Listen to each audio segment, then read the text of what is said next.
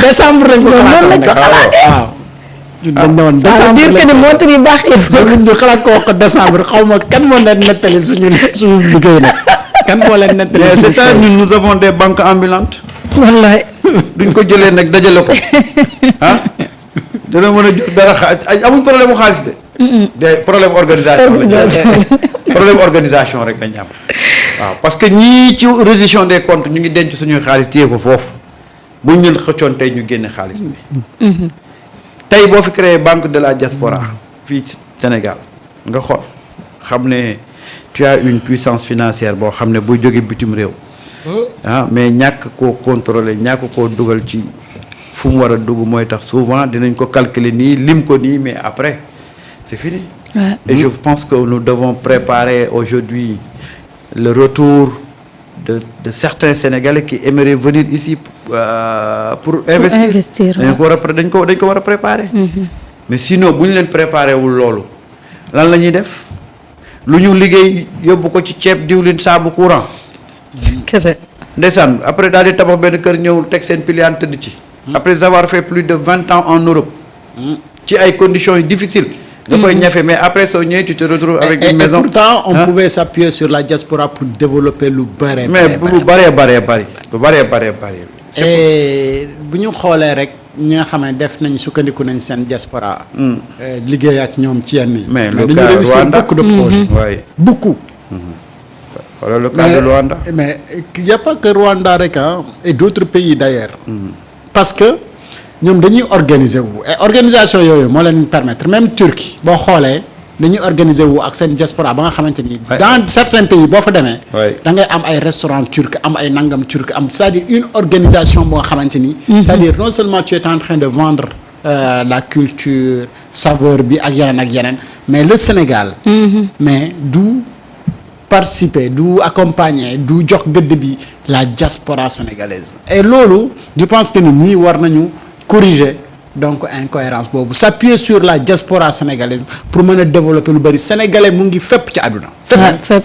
il suffit donc ñu am accompagnement beeg organisation bi jox leen gëdd bi ñu moom pour ñu mën a lii parce que certains sénégalais quand même il faut le dire dans la diaspora sont très fatigués. Il y a des gens qui souffrent. Mais et qui souffrent énormément. les jeunes yi leen di teg. Man je suis allé au Milano Centrale. Je suis allé à la gare également de Montpellier. Je suis allé à la gare de Marseille.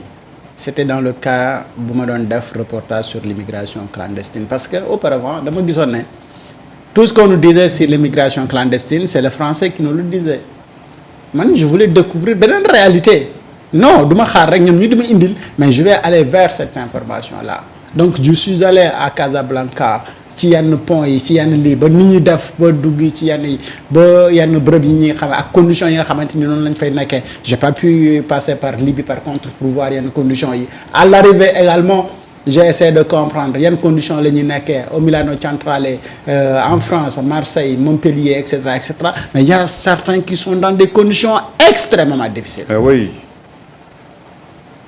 Et ça c'est des travaux yu nga xamante ni gars yi war nañ fi mën a liggéey ko. mais néanmoins c'est là où tu vois également des Sénégalais yu nga xamante ni ils occupent des postes stratégiques.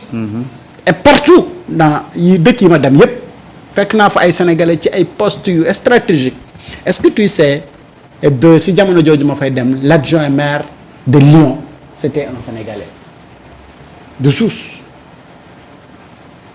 qui gérait c'est-à-dire la mairie de Lyon l'adjoint c'était un Sénégalais ci jamono jooju xaw ma nag pour toujours nekk kilifa gu mag biir Lyon bokk na soit mooy deuxième ville bi nga xamante ni moo gën a mag France. mais kooku noonu gérer mairie Dakar bi day nekk problème. déedéet. non ils ont mais waa mairie Dakar buñ ko côtoyé mën na leen wax nan la ñuy def pour redresser waat seen dëkk bi. non buñ ko côtoyé woon kay duñu am 12 10 000. mais. non c'est vrai buñ ko côtoyé woon duñu am dugg na de. duñu fi indi wax nga dëgg de ay 12 10 millions. ay xotti conteneur yu ñu jël. ci kenn utilisé wu ko.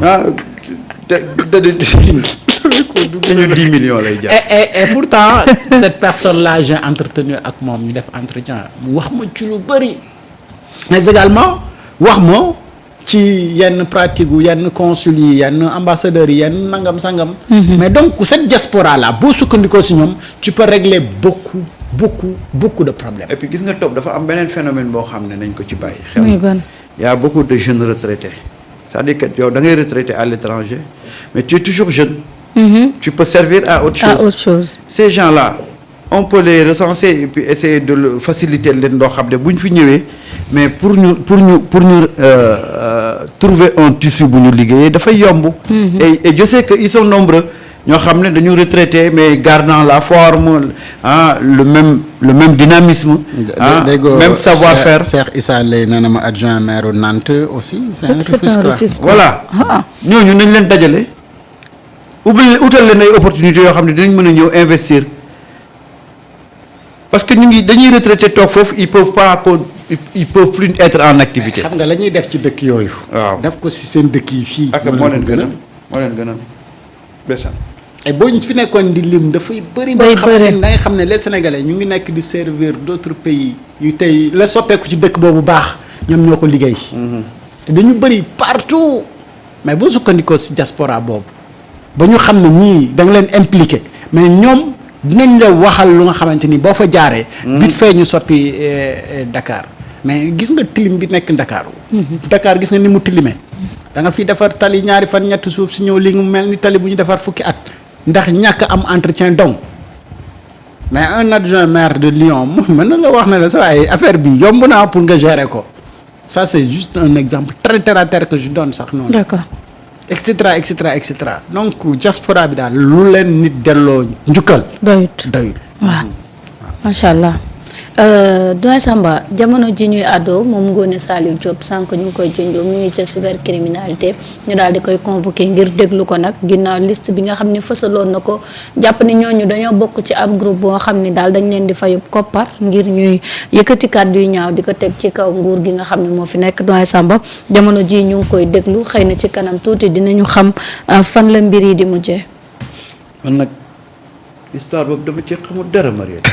yëgoo ko ba muy wax ci liste bi. yàlla xam na ne damaa yeewu ñëw ba fii ngeen ne ba Ngoné Saliou bu gis. top doxalal. waaw gis nañu ay publication yu bëri.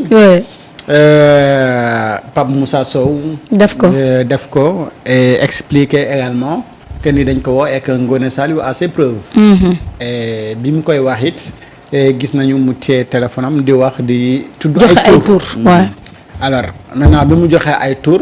xam nga ni tur yi inventé wu ko. parce que ñi nga xamante ni jàpp naa ne seen tur nekk fa bindu leen. déedéet et maintenant nag on est dans le journalisme soit ñu wax li am wala ñu noppi et que le journaliste n'est pas appelé à se taire. n'est-ce pas alors enquête nag c'est pas parce que dañ lay indi enquête rek que dañ laa war a sonal. non. et ce n'est pas la première fois ou la deuxième fois moom muy dem di wuy ji. et buy demit du tempadiser kenn déedéet moom dem na te kenn yëgul. posture bi nga xamante ni moom la yor boobu mooy posture républicaine. mais responsable. tu es responsable dañ la woo ci yoon demal wuy ji yoon bu fekkee ni li nga wax am na foo koy firnde nga dem ne leen lii la après nga dem ñibbi waat sa kër. Pape Moussa sax ñu bëri duñ ko yëg. kenn du ko yëg mais y a des gens yu nga xamante ni bale seen téléphone bu sonné appel manqué bu ñu ñëwee xool muy 33 sax ñu bind ne 33 woo na ma de. kan la war a doon alors que xamuñu kan la xamuñu lan nga def ba bu la 33 woowee nga génn di tiit mais tous ces gens là tey yi ñuy tudd ni biñ leen convoqué ñoom ñoo ko publier wax ne ko convoqué nañ leen alors que loolu de attitude d'un responsable donc Ngoné Saliou ñu ngi koy ñaanal mu ñibbi waat na mu gën a gaawee ci këram incha allah te am naa si njort bu rafet waaw comme yor na ay preuve am ak ay bagaasam jàpp man dafa tooñ kan déedéet parce que nag nañu waxante dëgg oui c'est vrai enquête bu amee da ngay am journaliste tout le temps mu ngi ak ay sources am. te il n'est pas appelé à. révéler ses sources. Ouais. mais yow mi nga xamante ni yaa ngi enquête xam nga bu waa ji waxee dëgg xam nga mais boo xamee ne wax na dëgg kay nag bàyyi leen ko mu ñibbi parce que dëkk bi dafa am ñuy wax ñuy def ñi di enquête ak ñi di journalistes yi dañ fi nekk parce que dañuy bëgg tamit di fësal yi nga xamante ni wax dëgg. public bi mais xamuñu ko. mais est-ce que du le fait que ñu woo ko parce que il a donné des noms ak ñi nga xam ne ñooy jot xaalis pour saaga pour ñu xam exactement foofu groupe boobu nu mu tëddee kan moo ko créé kan mooy financer groupe boobu est-ce que tamit loolu. complément d'enquête. voilà complément d'enquête. mën na ne. waaw man jàpp naa ne ci sens boobu la war a doon. jàpp naa ne ci sens boobu la war a doon mais ce que je lis un peu ci ay commentaires ci ni ko gars yi publié mooy que ni ñi borom yenn tur yi ñoom ñoo porté plainte moo tax mu doon laaj tout à l'heure pourquoi ñenn ñi bu ñu porté plainte mu gaaw te Pape Abdoulaye Touré mu ngi porté plainte ba léegi kenn xamul. war nañu wax ci ay mbiram de wax dëgg yàlla sonn na de. Pape Abdoulaye Touré porté na plainte ba léegi. sonn na de waa ji doon bëmmax këru doomu docteur Niang bi. di tabax bay dugg ci biir këram kooku situation ba fu mu toll. mais yii yëpp ay mbir la ay dossier la yu nga xamante ni ñun dañuy laaj dong. dëgg la de xam nga loolu laa fi doon laaj sànq di laaj ba laaj Amadou Sall ak laaj tur bu ma xamante ni ndeke bu ma xamoon ne su ma ko laajee du waruma koo laaj konoon du ma ko laaj ba ma laajaale ko.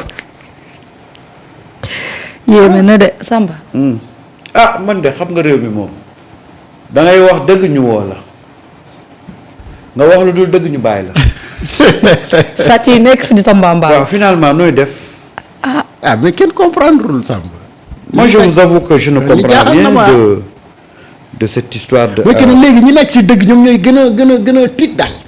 man di jaaxal dama. moo tax sànq am na ku ma envoyé ab information ngandi kër. gu ñuy tabax ne ma diwa ko moom ma ne ko ànd kayitu kër gi. gën a wóor de. wala maa wax ne diwa ko moom. man daal information kayitu kër gi. day leer. parce que non c'est-à-dire mën ngaa xam ne dëgg la. waaw mais lu koy. fi lay laaj it xam na ne li ngay wax dëgg la mais preuve tangible rek moo la manqué.